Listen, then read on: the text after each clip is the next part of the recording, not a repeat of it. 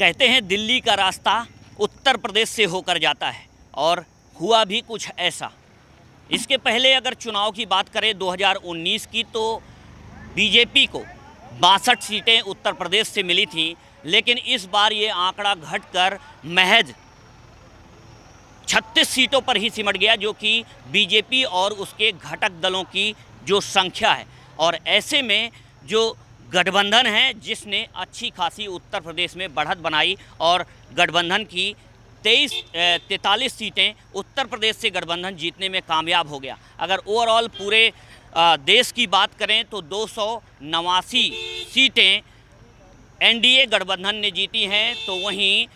234 सीटें इंडिया गठबंधन के पाले में गई हैं। तो ऐसे में ये अहम हो जाता है कि जिस तरीके से दावे किए गए थे, 400 पार का आंकड़ा दिया गया था और एक बार फिर से नरेंद्र मोदी की सरकार बनने का जिस तरीके से गुणगान किया गया था, ऐसे में साफ तौर पर यह देखा गया है कि वो आंकड़ा तो पार नहीं कर पाई बीजेपी और ना ही एनडीए वो आंकड़ा पार कर पाया। हालांकि बहुमत के आंकड़े के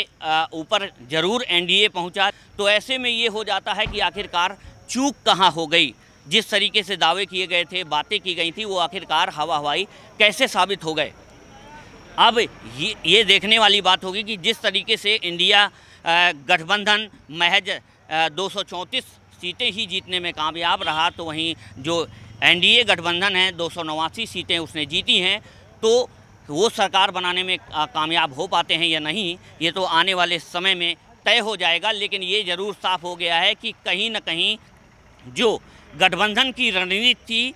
वो रणनीति एनडीए के गठबंधन की रणनीति से कहीं न कहीं उत्तर प्रदेश में सफल मानी जा सकती है। और ये भी माना जा रहा है कि अखिलेश यादव की जो पीडीए फार्मूला था, वो भी कहीं न कहीं काम किया है। और अखिलेश यादव के जो टिकट बंटवारे को भी एक अहम वजह माना जा रहा है, क्योंकि अखिलेश यादव ने जिस तरीके से उत्तर प्रदेश की नब्ज भांपने के साथ ही जिस तरीके से टिकटों का बंटवारा किया, अखिलेश यादव ने इस बार महज 5 यादवों को ही उत्तर प्रदेश में मैदान में उतारा, तो वहीं 27 गैर यादव सवर्णों को मैदान में उतारा और 4 मुस्लिम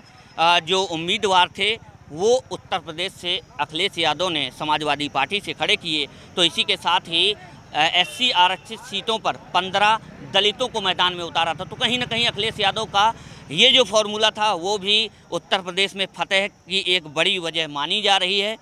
इसको भी माना जा रहा है। और इसी के साथ ही अखिलेश यादव का जो पीडीए फार्मूला था, यानी कि पिछड़ा दलित अल्पसंख्यक का जो फार्मूला था, वो भी कहीं न कहीं कामयाब होता हुआ उत्तर प्रदेश में दिखाई दिया है। और इसी के साथ ही अगर ये कहा जाए तो अतिशयोक्ति नहीं होगी कि उत्तर प्रदेश में अखिलेश यादव की पार्टी समाजवादी पार्टी इस बार के लोकसभा चुनाव यानी लोकसभा चुनाव 2024 में सबसे बड़ी पार्टी के तौर पर उभरी है। तो ऐसे में अब ये देखने वाली बात है कि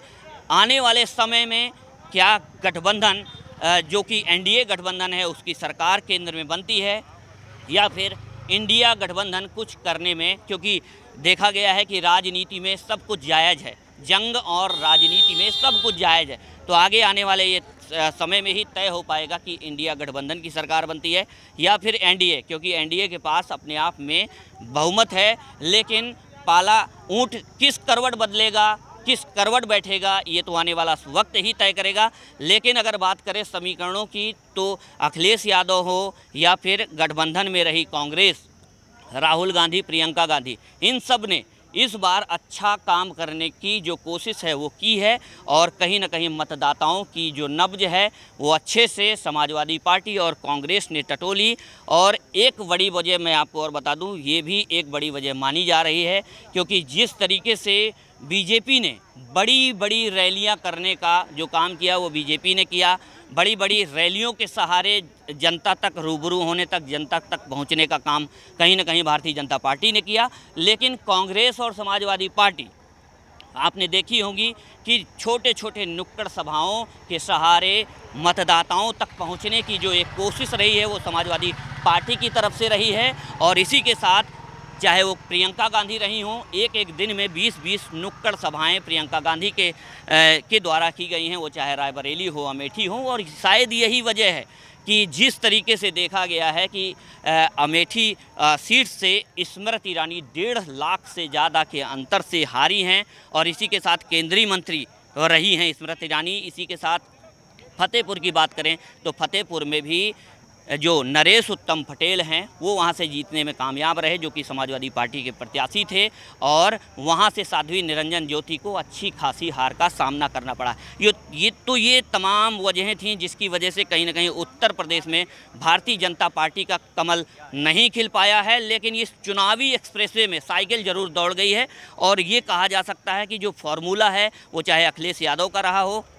या फिर प्रियंका गांधी का, वो फार्मूला उत्तर प्रदेश में ज़रूर कामयाब हुआ है। और शायद यही वजह है कि उत्तर प्रदेश में पिछले अगर लोकसभा चुनाव की बात करें तो महज 5 सीटों पर ही कब्जा रखने वाली समाजवादी पार्टी इस बार 38